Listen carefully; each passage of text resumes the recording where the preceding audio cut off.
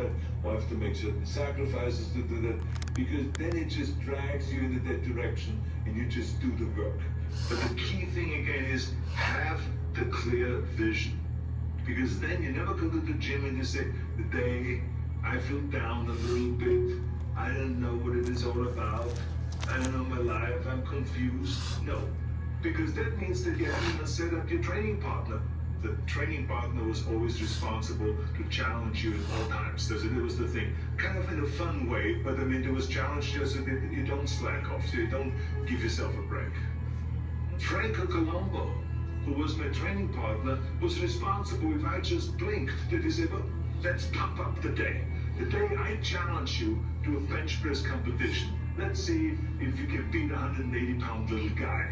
Let's see, and he would know how to push the buttons, because that's what the responsibility of a training partner is. So whenever people say, how can you be successful in bodybuilding or in lifting or in sports or in this, that, I always believe 100% in a training partner. We had a habit of after we trained at Coach Gym that we would go and all go into lunch together. But we would watch each other. Yes, people would have steak in the hamburger pan and all this, but if someone had the bread in the hamburger pan, we would bust them right then and there. So if we were helping each other, again, this is the responsibility, I think, of a training partner, that you help each other, even though you may compete against each other. What was the greatest sacrifice you ever made in your life, do you think? And what was the reward that you gained from it? What was the biggest sacrifice? That is really the question, is it really a sacrifice? Because you love it. Exactly. To me, it's also a real question is the word discipline. Because I tell you, I've felt many times that I'm not a disciplined person. But people always insist, they say, oh, it must take so much discipline every day to get up. And every day you went to the gym at 7 in the morning and you worked up to 9:30 in the morning. And then you went to college after that, and then you went this and that, and you worked in constructions. And I was like looking forward to getting up in the morning and looking forward driving to the gym and working out 2.5 hours and then going down to the beach and taking a run in the deep sand and getting some cardio work done and all this stuff. I said I was looking forward to it. What do you think is holding people back the most? How are you messaging these people, lighting a fire under their ass, trying to get them pumped up and on a new, better trajectory? You know, this is simply to make people better and to make them recognize that they don't have to get stuck where they are, but they can change. Because every day is an opportunity of change. And so I want them to look at this book and to just say, maybe there's something in there that will motivate me to change and to get better, to improve myself. I don't have to get stuck in this. I can shoot for big goals. I want people to be aware of it, that you don't have to shoot for little goals, but you can shoot for big goals, that it is just as difficult to shoot for a little goal than to shoot for a big goal. And I want them to know that they shouldn't be afraid of failure, that this comes naturally in life. There will be failure and there will be successes. Important thing is that we learn from that, but not to be frozen and to fear that. I want them to know that they have to create a vision of where they want to go. Without a vision, there's just nowhere to go. It's just the way it is in life. You just wander around without a vision, without the joy of chasing something, how much fun it is to chase something. So I want them to learn those basic lessons that makes you just more successful and better. I hate plan B. And I tell you why. Because we have so many doubters, as I've said earlier, the no-sayers. We have so many of those people that say no, and you can't do it, that's impossible. That is okay, because we just turn off. As I said earlier, and we listen and we hear the no being a yes. You can't do it, you can do it, and all that.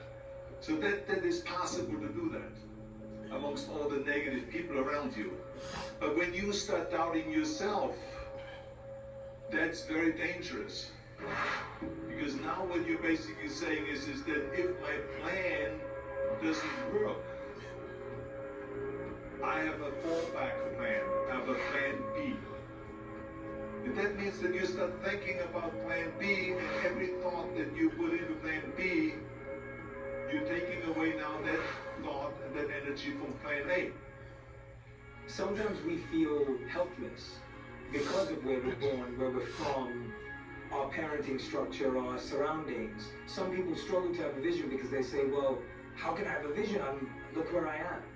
And then some other people, they can't have a vision because when they see someone like Reg Park or Mr. Austria. And that's why people sometimes read a lot, because they want to escape into another story, or the day they watch movies to go and see another, to escape into another story and all that stuff. For me, that wasn't available. I had to kind of create my own world. So I was just always daydreaming of wonderful things. So I developed that art, and it put a smile on my face. Yeah. So clearly when I then saw Mr. Austria, Mr. Universe, and I saw this guys and saw photographs of it, and I read about it in the magazines, I created my vision, and I saw in that vision myself being up on that stage. And I saw myself, people screaming around me, and screaming, and all this crazy stuff. It was all insane, crazy stuff. Stuff that I never shared in those days with anybody. And it's very important to understand that we function better if there is no safety net, because plan B becomes a safety net. It says that if I fail, then I fall and I get picked up and I have something else there that will protect me. And that's not good, because people perform better when there's no safety net. People perform better in sports and everything else if you don't have a plan B. I'm telling you, I've never ever had a plan B. I said I made a full commitment that I'm going to go and be a bodybuilding champion. I made a full commitment that I'm going to be in America. I made a full commitment that I'm going to get in the show business and I'm going to be a leading man. No matter what it takes, I will do the work. I will do the work over and over and over until I get it. And the same was in politics and everything like that. So to me, it is very dangerous to have a plan B, because you're cutting yourself off from the chance of really succeeding. And the reason, one of the main reasons why people want to have a plan B is because they are worried about failing. What is if I fail, then I don't have anything else? Well, let me tell you something, don't be afraid of failing, because there's nothing wrong with failing. You have to fail in order to climb that ladder. There's no one that doesn't fail.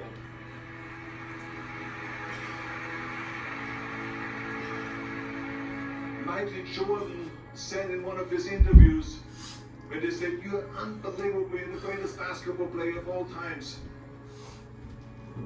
I mean, tell me about that. And he says, well, you just mentioned the successes. But he says, for me to become the greatest basketball player, I missed 9,000 shots when I was playing basketball at the NBA games. So during these games that he was so successful, he missed 9,000 shots. Does it make him a failure? No. He's one of the greatest basketball players of all times, but he failed 9,000 times. Do you get it? We all fail. It's okay.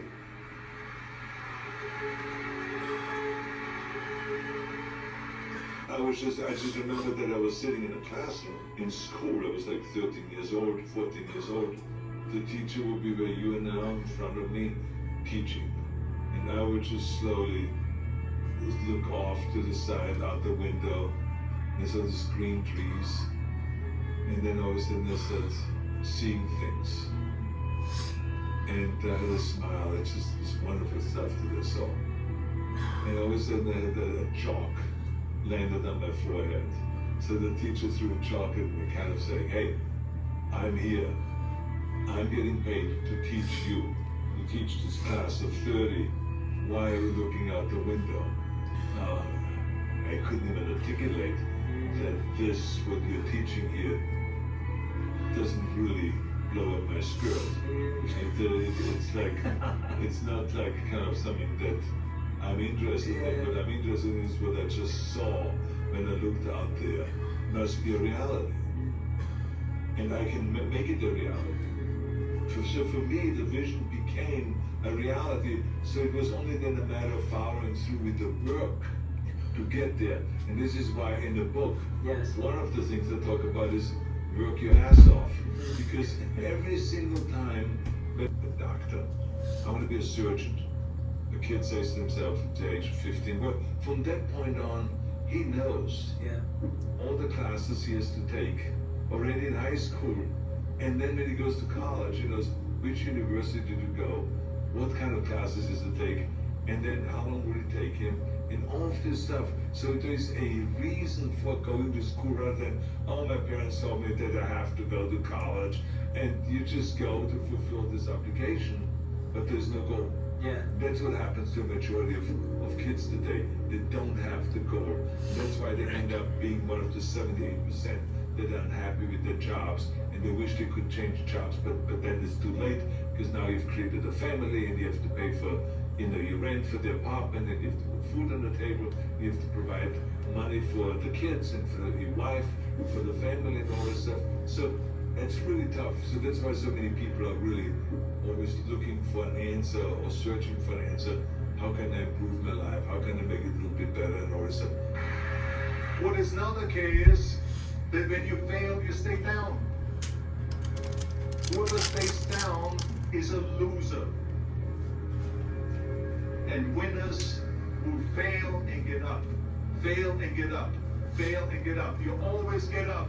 That is a winner. That is a winner. I failed in bodybuilding. I lost bodybuilding competitions. I lost powerlifting competitions. I lost weightlifting competitions. I had movies that went in the toilet and that were terrible. We got the worst reviews. And in politics, I remember I had many of the initiatives on the ballot, and we lost. My approval rating in California went down to 28%. And then it went back up again, and I won again the governorship. Hey, we all lose. We all have losses. This is okay. This is why I say don't be worried about losing, because when you're afraid of losing, then you get frozen. You get stiff. You're not relaxed. Because in order to perform well in anything, if it's in boxing or if it is on your job or with your thinking, is only happening when you relax. So relax. It's okay to fail. Let's just go all out and give it everything that you got. That's what it is all about. So don't be afraid to fail.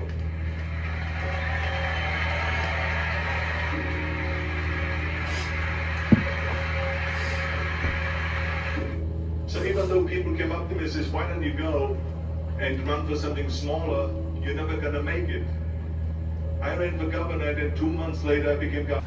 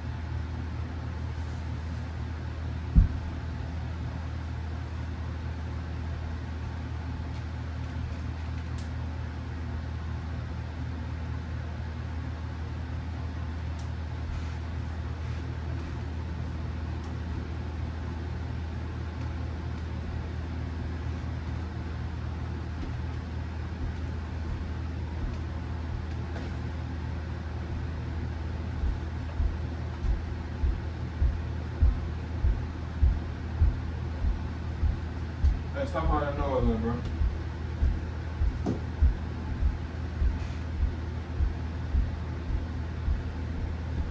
Yeah! Yeah, bring my ankle big feet ass, boy.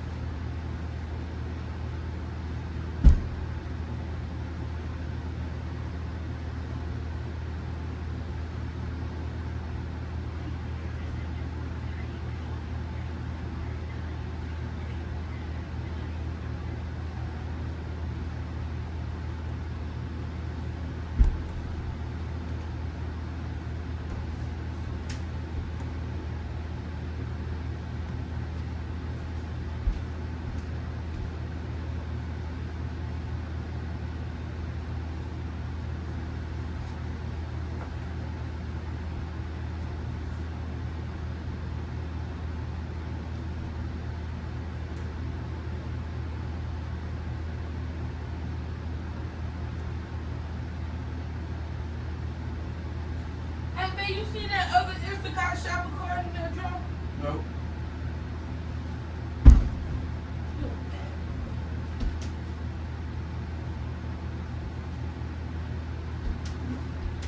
Impossible until someone does it. Well, I'm going to be the one that said to myself, I'm going to do it and I'm going to show you to them. Maybe it has never been done before. That's perfectly fine with me. But I'm going to do it. And I did not listen to the naysayers.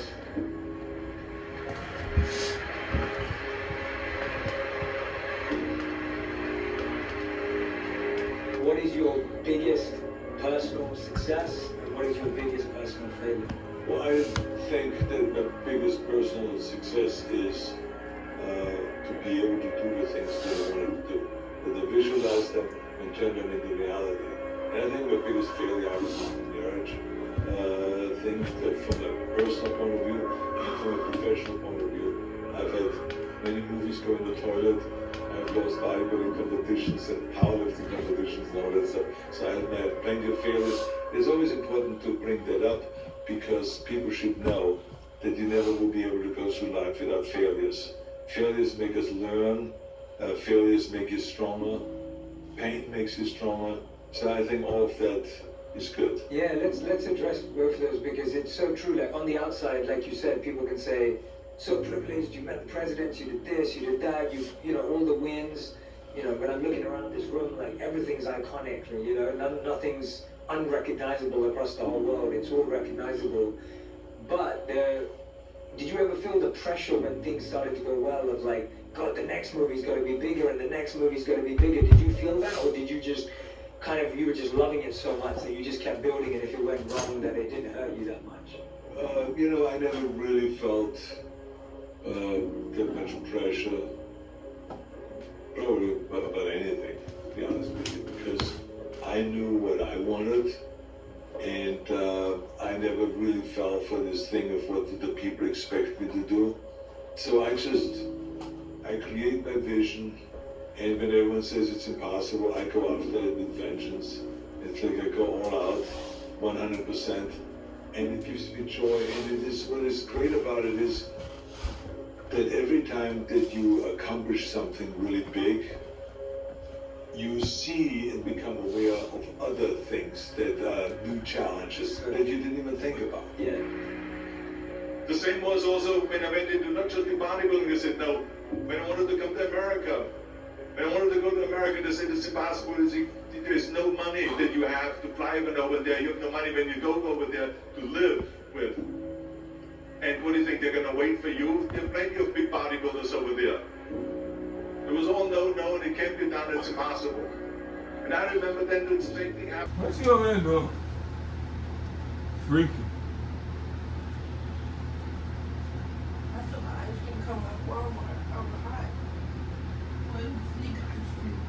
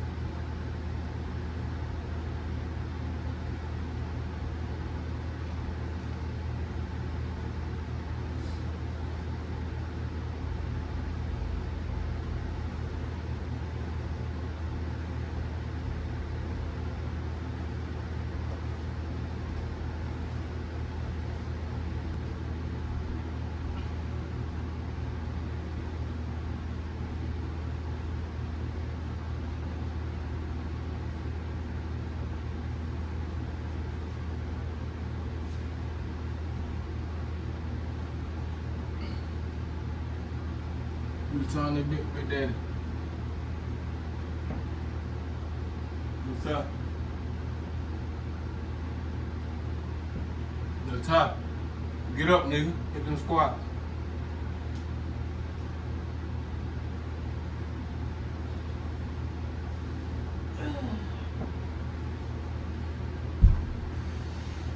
You ain't hitting nothing, bro.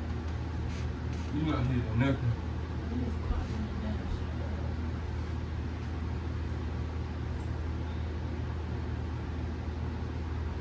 shit Shit crazy, boy.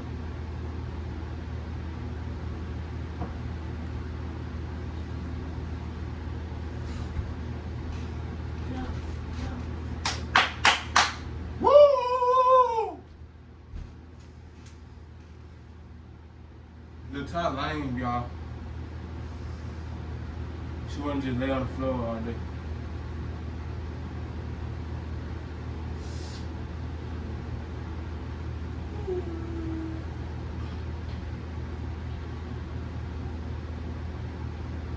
Billy, you can go your safe. We need some weed. You thought?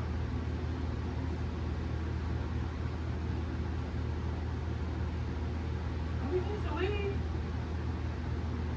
I took my damn pay before I took my safe, nigga. You tripping, nigga? That's money I did, baby. Did I work yesterday?